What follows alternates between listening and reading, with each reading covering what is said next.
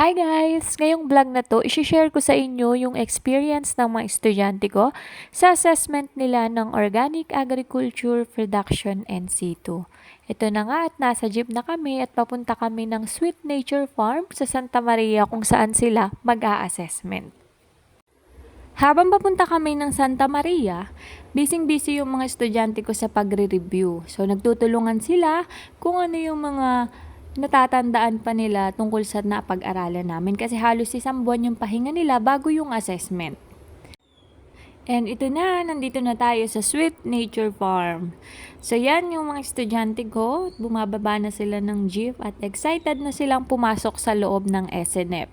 And syempre, kinakabahan din sila. Naalala ko tuloy dati nung ako yung mag-a-assessment. Talagang sobrang kinakabahan din ako. By the way guys, dito nga pala kami lagi nagpapa-assess ng mga estudyante namin sa Sweet Nature Farm at pang ilang beses na naming nagpa-assessment dito. Kasi sobra namang ganda and ang gagaling ng kanilang mga assessor. So kahit malayo, dito kami pumupunta. And ito guys, pagpasok namin sa loob, naka-ready na yung kanilang gagamitin sa assessment. Kasi sa assessment, dalawang klase yung kanilang pag-a-assess. Isang oral questioning and demonstration. So dito sa demonstration, kailangan ma-perform mo ng maayos yung ipapagawa sa'yo ng assessor. Naka-ready na nga yung gagamitin sa concoction, fertilizer, and sa paggagawa ng pakain ng baboy. And ready na rin yung mga upuan. So ito guys, importante to na ma-identify nyo itong isa-isa kasi ito yung ginagamit natin sa paggagawa ng concoction. At ito guys, naka-ready na rin yung gagamitin nila sa seedling. So kailangan ma-identify and ma-discuss ninyo yung bawat kahalagahan ng carbonized rice hull, topsoil, and vermicast. And ito na guys, magsisimula na ang assessment. So ayan nga sila at pinag-fill up na sila ng mga form na kailangan para sa assessment. So yan yung mga estudyante ko, busy-busy sa pag-fill up ng bawat form. So ako dito, lakad lang ng lakad kasi pwede pa ako dito sa loob hanggat hindi nag-i-start ng assessment. And ayan na guys, start na ang assessment kaya pinalabas na ako kasi bawal ako sa loob doon.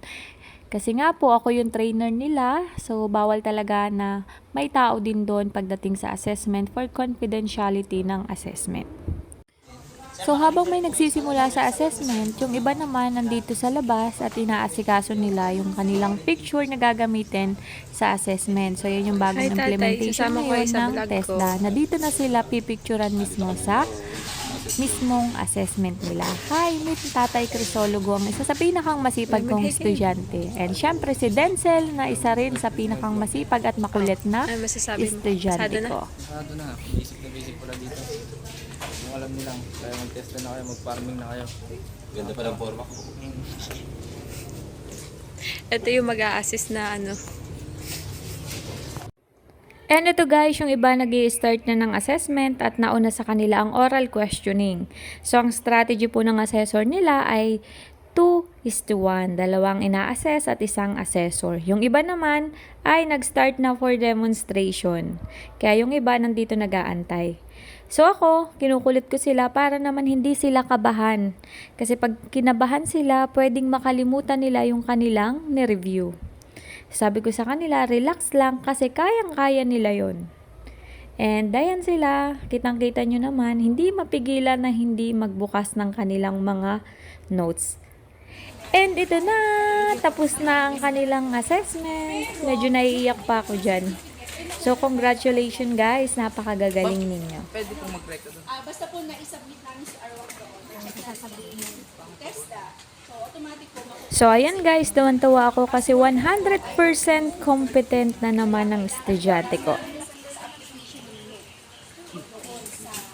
yung, di ba may PSRS account po kayo, sabi po yung inyong birthday. So, yun po yung Password saan?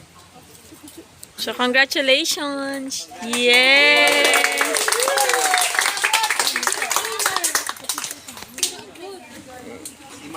ice cream, ma'am! Pa-ice cream yan. Dapat ako nga yung ipa-ice. And And yun lamang guys, dito na nagtatapos ang aming assessment. So maraming salamat po sa Sweet Nature Farm, pati na rin po sa mga assessor ng estudyante ko. And guys, paalala, pagdating sa assessment, dapat mag-review kayo and huwag kayong kakabahan. And yun lamang po. Thank you Lord. And guys, thank you so much sa panonood ng video ko. And huwag nyo pong kalimutan na i-like and subscribe ang aking channel. Agree? Cool tayo!